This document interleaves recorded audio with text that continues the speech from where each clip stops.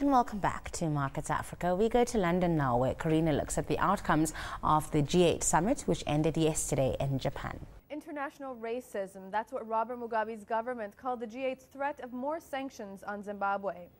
The warning came at the end of a three-day annual summit of the G8 in Japan this week.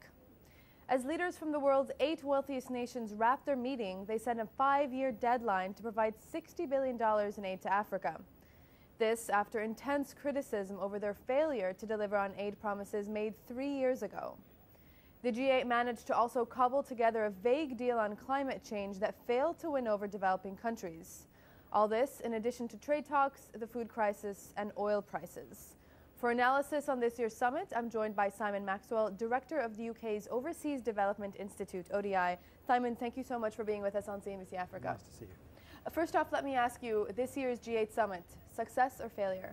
Success. You know, what we expect of the G8 is not instant solutions. These are 8 people from different countries gathered around a table. What they do is set an agenda, and then the agenda moves to places like the UN, which it will on Zimbabwe, or to the IMF or elsewhere, to the trade talks. And I think they've done that this year. They've set an agenda, they've committed their own countries, and now we're going to move forward. Okay, let's talk about Zimbabwe now. It wasn't officially on the agenda. It doesn't seem to be on anybody's agenda officially, but it always ends up overshadowing talks like we saw at the African Union Summit in Sharm, for example. Everybody pretty much came together, apart from maybe a couple countries, to say that they don't recognize the legitimacy of the current government. They've called for these new targeted measures, an arms embargo, perhaps freezing of some assets, travel bans rather, etc. Will it have any effect? How do you feel about what's come out of the summit? Well, the urgent thing, isn't it, is to have a democratically accountable representative government in Harare as soon as we can possibly manage it, and that's what the international community is committed to achieving. Their levers are relatively modest. There are some players in southern Africa who need to exert themselves to make that happen, but we already have some sanctions in place, and now we have more. This needs to get into the UN and into SADC in southern Africa, and there needs to be action quickly because Zimbabwe badly needs a change. And I'm pleased you mentioned about the UN, because that's really where the sanctions discussion is going to move to from here.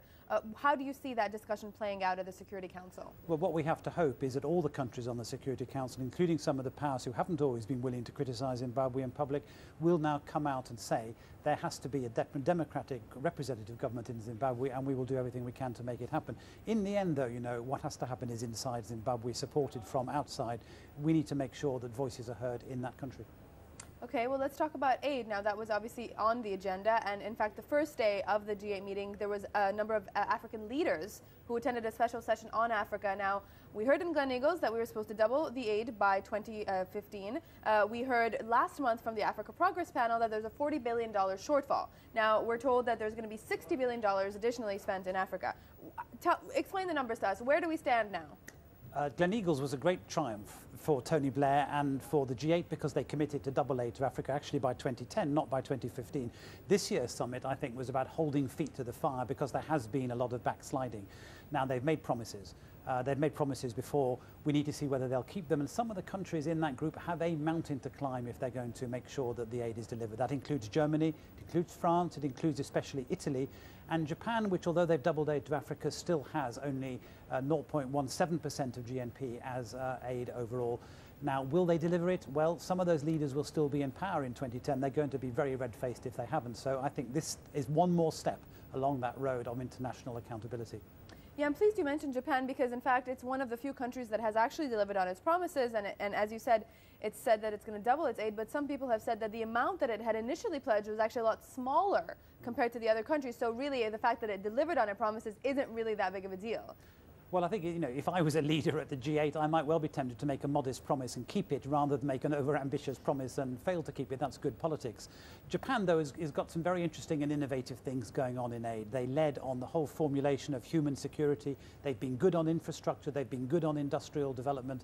They're committed to Africa in ways they haven't been for some years, and I think they're going to make a difference. And they provided good leadership at this G8. What about initiatives discussed to help Africa deal with the food crisis? The European Union talked about allocating 1 billion euros in terms of additional agriculture subsidies. You know, how do you feel about that kind of measure? Is it enough? Well, what's interesting about the G8 is that along with these overall headline figures that you talked about aid to Africa, they've made very specific commitments. 100 million more bed nets, which will save 600,000 lives, 10 million more children in school. And they've made a series of commitments like that about food. And the thing about the food price crisis is this, that it's not just about providing humanitarian aid. That's part of the story, but it's also about the macroeconomic crisis that high food prices cause. It's a balance of payments crisis, it's a budget crisis.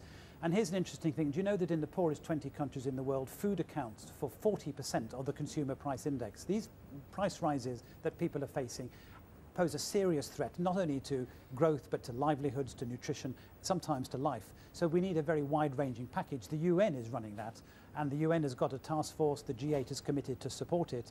We need to see rapid rollout of short-term social protection measures, and then, as the G8 has committed, investment to double African agriculture over the next decade.